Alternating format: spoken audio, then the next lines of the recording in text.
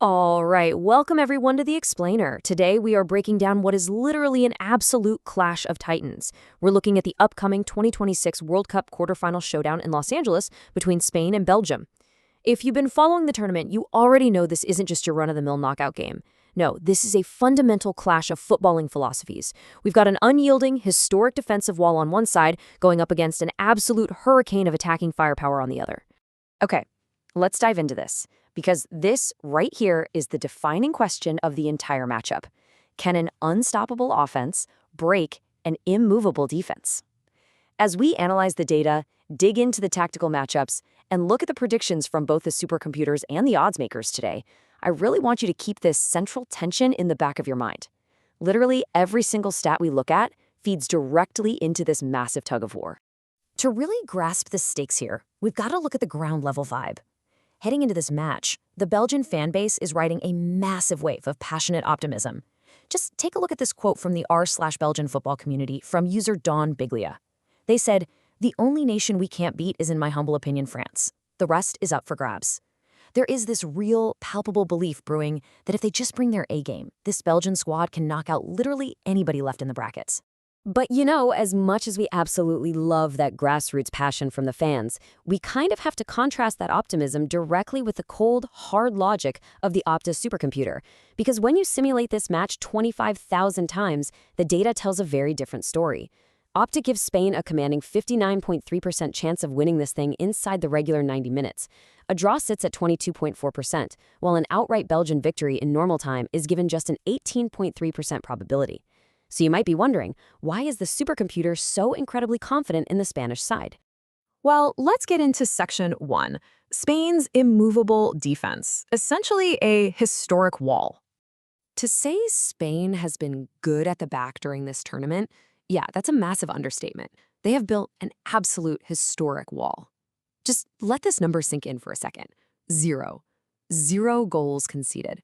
Spain has played over 10 hours and 9 minutes of World Cup football without picking the ball out of the back of their own net.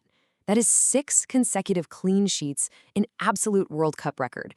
They are quite literally suffocating their opponents on the pitch. And honestly, they aren't just getting lucky here. The underlying metrics absolutely prove how dominant they are. We're talking just 0.30 expected goals against per game. That is the lowest on record for any team in the entire history of the World Cup finals. A massive reason for this? Rodri.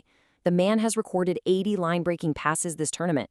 By moving the ball that efficiently, Spain is essentially using their possession as a defensive tool, choking out the opponent's ability to even sniff an opportunity. If we trace their journey chronologically to this quarterfinal, you can see exactly how this is played out. They shut out Uruguay and Saudi Arabia, then secured a solid 3-0 win against Austria in the round of 32, before grinding out a really tense 1-0 win against Portugal in the round of 16. Actually, I do want to point out the one anomaly here, a 0-0 draw against Cape Verde in the group stage. Fans and analysts have definitely noted that while Spain's defense is pretty much flawless, they can occasionally struggle to break down teams that just sit back in a low block, packing defenders in tight. But hey, don't let that one scoreless draw fool you into thinking Spain lacks teeth up front.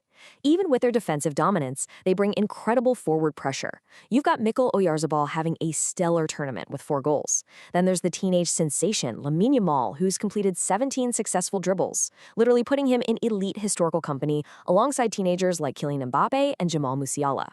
And of course, Mikel Merino, who stepped up when it mattered most with that clutch 91st-minute winner against Portugal. They have the youth, and for sure, they have the clutch factor. Okay, moving on to section 2, Belgium's attacking firepower, or as I like to call it, beautiful chaos. Let's completely pivot the narrative to the other side of the pitch and look at Belgium's attack. If Spain is an exercise in total control, Belgium is beautiful, high-octane chaos under manager Rudi Garcia. Just look at this number, 107. That is the jaw-dropping amount of shots Belgium has taken in just 5 games. That averages out to 21.4 shots per game, making it their second highest shot volume ever recorded, trailing only their legendary 1970 squad. They are absolutely relentlessly peppering the opponent's goal. And this brilliantly illustrates just how lethal Belgium's attack has been. They aren't just blasting wild, hopeful shots from midfield. They are ruthlessly converting at a rate of 12.1%. Since records began in 1966, this is Belgium's second highest shot conversion rate at a World Cup. they're creating high-quality chances, and they're burying them. Let's quickly trace Belgium's path so you can see this chaos in action. After some, let's be honest, slightly unconvincing draws in the group stage against Iran and Egypt, they finally found their rhythm. They pulled off a massive, highly dramatic 3-2 extra-time comeback against Senegal in the round of 32, and then absolutely thrashed the USA 4-1 in the round of 16. When they find open space, wow, they're incredibly difficult to slow down. When we spotlight the specific individual threats, it's basically a multi-headed monster for Belgium. Romelu Lukaku has been an absolute historic super sub, netting 3 goals entirely off the bench. He's actually nearing the all-time World Cup record for bench goals. Then you have Charles de Ketelaere, who just dropped 2 goals in that massive win over the USA, and Leandro Trossard, who's been a total playmaking machine with 2 goals and 2 assists. Belgium has multiple guys who can punish you instantly if you make even a tiny mistake. All right, on to Section 3, the tactical battleground and the key matchups to watch. So what actually happens when this unstoppable force meets the immovable object? Well, matches aren't won on statutes, right? They're won in specific, isolated clashes on the grass. And die-hard fans are already mapping out these vulnerabilities. Back on the Belgian football subreddit, user Phoenix Hunters pointed out a crucial tactical mismatch on the wings, saying, "We'll probably need to bench to Kuiper though. He'll be destroyed by Yamal defensively." Spain's wide attack, specifically Yamal's dribbling ability, going up against Belgium's fullbacks is going to be a massive, massive stress point in this game. Now, what's really interesting about this slide is the historical context. If you just look at recent data, Spain utterly dominates. They're on an 11-game unbeaten streak against Belgium across all competitions, and in their last 5 meetings, Spain holds a staggering 13-1 goal aggregate over the Red Devils. But there is a glaring historical anomaly here.